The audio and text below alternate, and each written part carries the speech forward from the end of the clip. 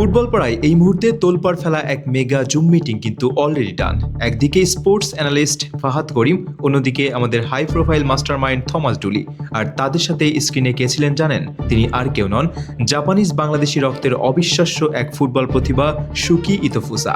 সত্যি বলতে এই রুদ্ধশ্বাস মিটিংয়ে সুকি ইতোফুসা তার ফুটবল ক্যারিয়ার, মাঠের অভিজ্ঞতা আর বর্তমান ক্লাবের পারফরমেন্সদের এক্সক্লুসিভ সব ডিটেলস তুলে ধরেছেন।